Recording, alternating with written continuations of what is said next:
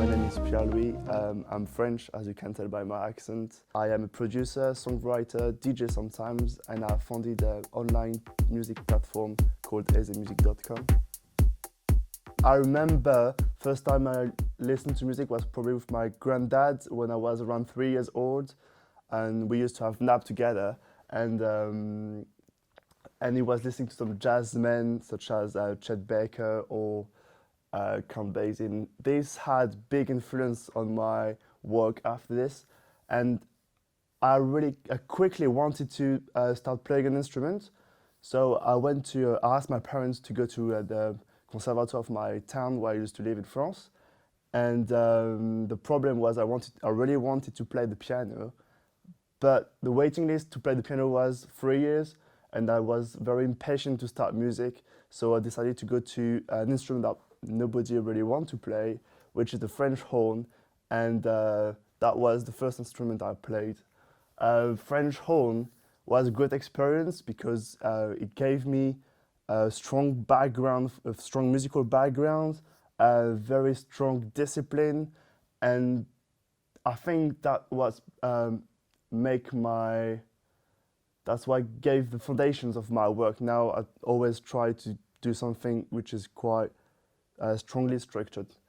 I remember I had to take a choir lesson on the Wednesday afternoon because it was requested by the conservatoire for the new musicians, new learners. I remember it was a huge pain to go to this lesson every Wednesday afternoon when your friends are just going to play football and stuff like this. But with hindsight, I am very grateful people pushed me to go to these lessons because it developed my ears, and I think that when you want to produce music, when you want to play an instrument, it is a great advantage for you to have very developed ear. So while I was playing French horn, I asked my parents if they could get me a piano.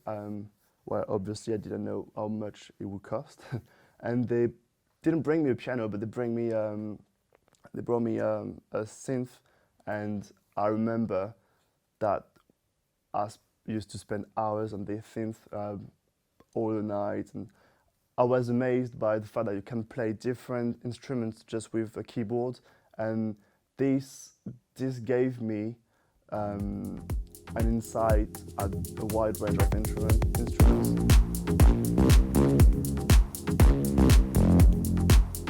French horn was not really popular, and I was now 14. Apparently it would not get me a girlfriend, so I decided to move to another instrument, and I chose to learn the guitar because I think it was very cool to play the guitar. You can sing along with your friends. You got this kind of dream look. So I grew up my hairs, and I changed everything. And I had a lot of fun I had some friends playing the drums. So quickly we thought, well, maybe we should just create a band and just play around and see what we can do. And with this band, I discovered the interaction you can have with the audience, with your public. We managed to record the single, a 3-track single, and we went for a tour in Germany. It was really, really great fun, but as often, this fun has to stop, and this stops when we had to move to university. So when I was at university, my first year, I knew no one, I had no friends who moved with me, and well, I didn't have any idea if I could get a new band or anything. So I decided to sell one of my guitar and invest into some desk to become a kind of producer. I didn't know if I would be a producer, but I still wanted to play the music, and because I was alone, I thought that would be easier to produce music with my laptop. So I decided to invest into equipment, and I quickly realized that what I really liked was to produce soundtracks. I was not really interested in producing music to make people dance, but I was way more interesting in the fact that you can give a meaning to a scenario, to a scene, or you can give this envelope to a shot with just the right soundtrack, with the right instruments and the right pace of music. I posted my creations and my tracks on social media platforms dedicated to music, such as MySpace at the time, and move on quickly to SoundCloud now.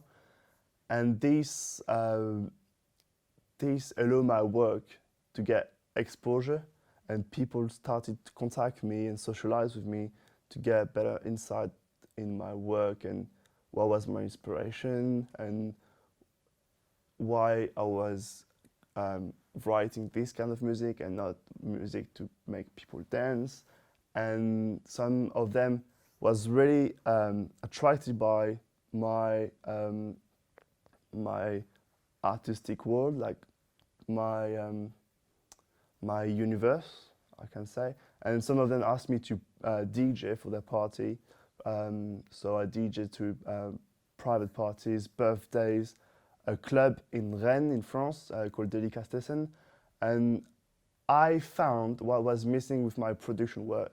I found back the interaction you can have with the audience, and trust me, this is a feeling we all want to get. This is amazing to see that people react to this track but not to this track, and suddenly the crowd's gonna start to dance even more, and you're gonna breathe that warm spirit in one room, and it is very amazing to develop and to experience this feeling.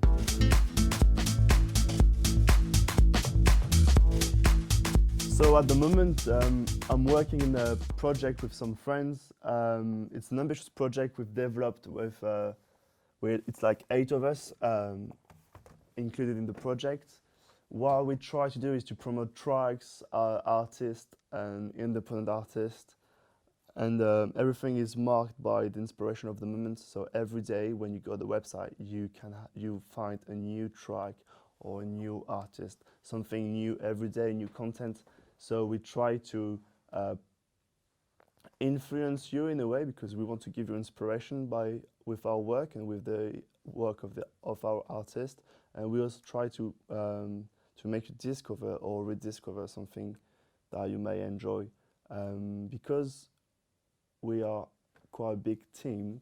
Each chronicler distinguishes himself by its unique style and its unique genre, and this made the website very limitless in its reach.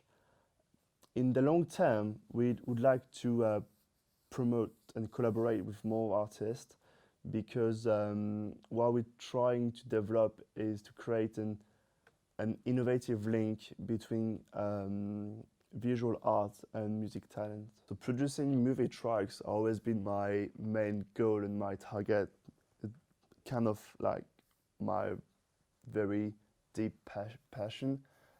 But I realized that I could implement this passion into my DJ sets, and what I wanted, and I think what kind of made me different from other DJs, is the fact that I try to tell a story through my set. I will have an introduction, a development, and an end. It's like I want to tell my audience and the crowd, I want to tell them a story like a movie, but just with the use of sound. So I would not play random tracks or just going through the charts and say, oh yeah, I have to play this track because everybody knows it. No, it's more like building an atmosphere. And I think that the fact that I am a musician before being a DJ gave me that structure I wanted to implement in every kind of my work.